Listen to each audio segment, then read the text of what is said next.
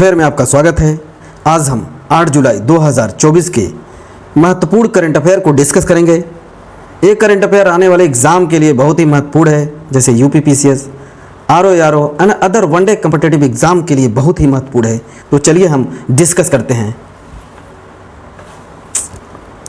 First है, recently Masoud Pezeshkian has won the presidential election of which country?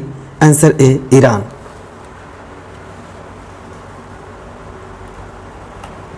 अभी सुधारवादी नेता मसूद पेजेस्कियन जो अभी ईरान में राष्ट्रपति का चुनाव जीत लिया है, और ईरान ने सुधारवादी और पूर्व स्वास्थ्य मंत्री, ये जो है कि मसूद पेजेस्कियन एक जो है कि स्वास्थ्य मंत्री थे मसूद पेजेस्कियन, एंड अपने प्रतिद्वंदी कट्टरपंथी इस्लामवादी विचारक सईद जलीली को हरा दिया है एंड राष्ट्रपति का चुनाव इन्होंने जीत लिया है।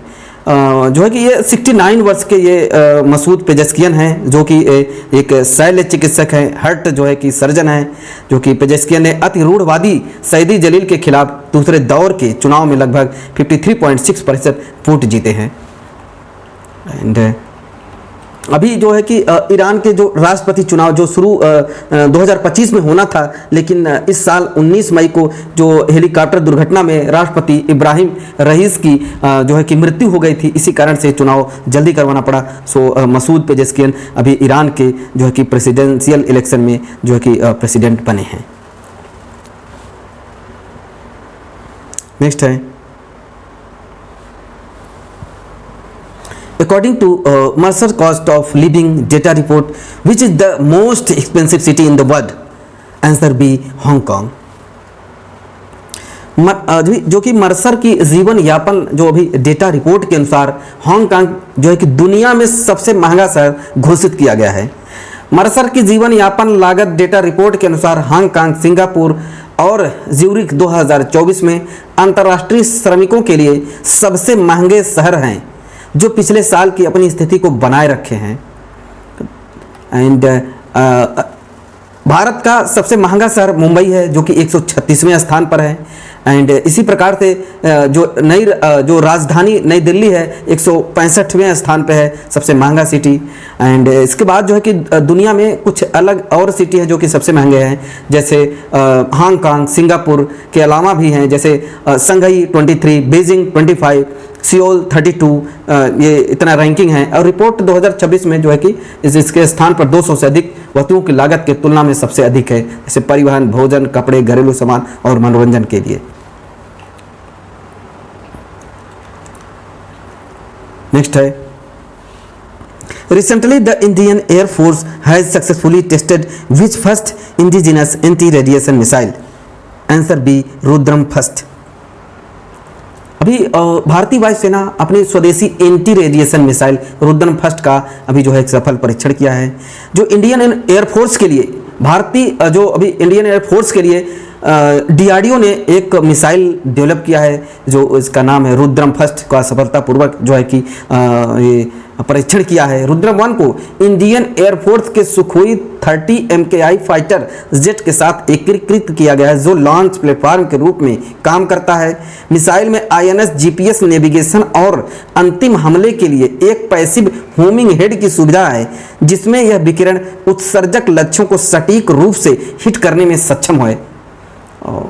इससे पहले डीआरडीओ ने 29 मई 2024 को उड़ीसा के तट से भारतीय वायुसेना के सुखोई 30 MKI प्लेटफॉर्म से रुद्रम 2 हवा से सतह पर मार करने वाली मिसाइल का सफलतापूर्वक परीक्षण किया था। नेक्स्ट है,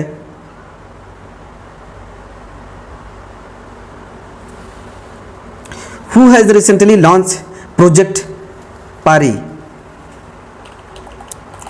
अभी संस्कृति मंत्रालय ने अभी पारी प्रोजेक्ट को लॉन्च किया है। पब्लिक आर्ट इन इंडिया, पारी मीन्स होता है पब्लिक आर्ट इन इंडिया, अभी प्रोजेक्ट को लॉन्च किया है।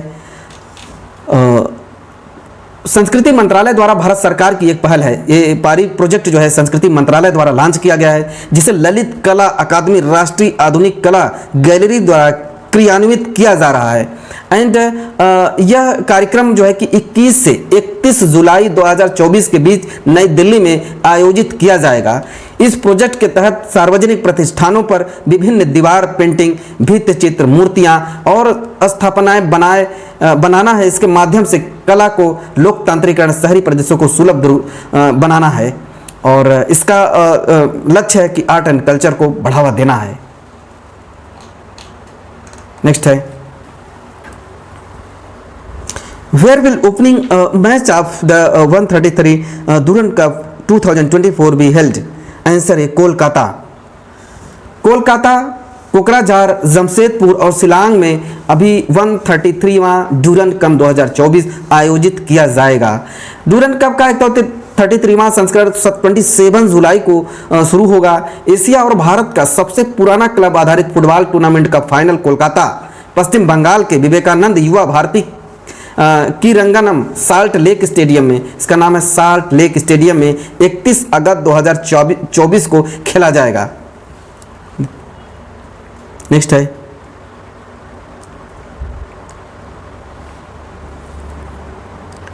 who has been awarded the Spice Award 2024 by the ICAR Indian Institute of Spice Research? Answer D, Sopana Kalingal. कृषि उद्यमी सोपना कलिंगल को स्पाइस अवार्ड 2024 अभी दिया गया है। सोपना कलिंगन ये त्रिशूर की रहने वाली हैं, त्रिशूर डिस्ट्रिक्ट की हैं, केरला के त्रिशूर डिस्ट्रिक्ट की हैं ये, और ICAR भारतीय मसाला अनुसंधान संस्थान द्वारा यह स्थापित स्पाइस अवार्ड 2024 दिया जाता है। यह पुरस्कार उनके उद्यम विविधीकरण और एकीकृत फसल प्रबंधन रणनीतियों में उनकी पहल के लिए दिया गया है। एंड ये जो है कि 2 जून को कोझिकोड नियर मल्लापुरम के पास में कोझिकोड है, वहाँ 2 जून को यह समारोह जो है कि हुआ था। स्पाइस अवार्ड का वैश्विक वार्षिक आयोजन किया गया था, जिसका मुख्य उद्देश्य स्कॉटलैंड में एशियाई और भारतीय खाने को सम्मानित करना है और इसलिए यह अवार्ड जो है कि दिया गया सोपाना कलिंगन को। नेक्स्ट है, who has recently launch the जीवन समर्थ प्रोजेक्ट? आंसर है LIC। LIC ने अभी एक जीवन समर्थ परियोजना को लॉन्च किया है। इसका उद्देश्य है कि जीवन समर्थ परियोजना के माध्यम से एजेंसी परिस्थिति तंत्रों को लाखों भारतीय परिवारों को तेजी से विकसित हो रही जरूरतों के अनुरूप बदलना और उन्हें उपयुक्त दीर्घकालिक बचत, सुरक्षा, स्वास्थ्य बीमा एंड पेंशन समाधान प्रदान करना है। नेक्स्ट है,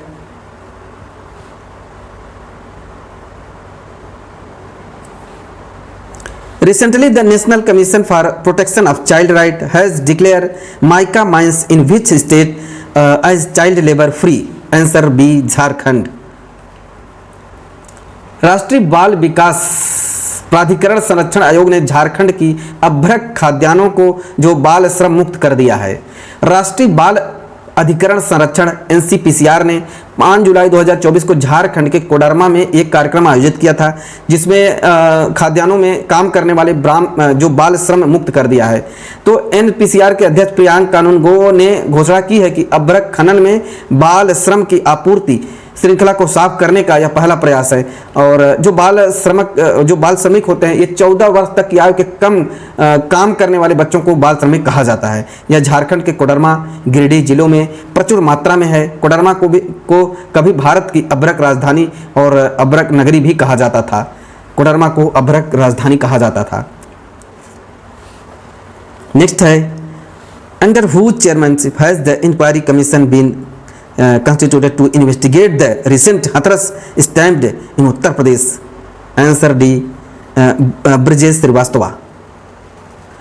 सेवानिवृत्ति न्यायाधीश जो हैं ब्रजेश श्रीवास्तव हैं, उनका एक आयोग उत्तर प्रदेश की हाथरस भगदड़ की जांच करेगा। अभी उत्तर प्रदेश में अभी जो हाथरस में जो है भगदड़ मची गई थी, सत्संग के दौरान मची भगदड़ की जांच के लिए 3 सदस्यीय न्यायिक आयोग का गठन किया गया है, जिसमें 121 लोगों की मौत हो गई थी। 121 से ज़्यादा लोगों की मौत हुई थी।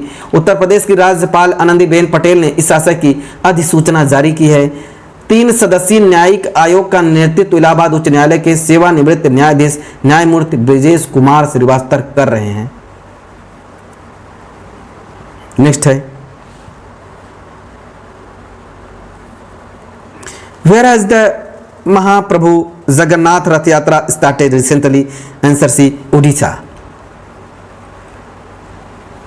अभी उड़ीसा में महाप्रभु जगन्नाथ रथ यात्रा प्रारंभ की गई है। प्रधानमंत्री नरेंद्र मोदी ने उड़ीसा में पवित्र रथ यात्रा के शुभारंभ पर लोगों को शुभकामनाएं दी और प्रार्थना की कि भगवान जगन्नाथ का आशीर्वाद उन पर बना रहे।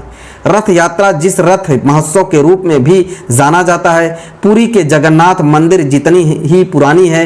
हिंदू कैलेंडर के अनुसार यह त्यौहार आषाढ़ महीने में शुक्ल पक्ष की द्वितीया तिथि को मनाया जाता है। जगन्नाथ रथ यात्रा एक वार्षिक हिंदू त्यौहार है जिसमें भगवान जगन्नाथ, उनके बड़े भाई भगवान बलभद्र और उनकी छोटी बहन देवी सुभद्रा की पूरी उड़ीसा में उनके घर के मंदिर से लगभग 3 किलोमीटर टूरू गुंडीचा में उनकी मौसी के मंदिर तक की यात्रा का जश्न मनाया जाता है।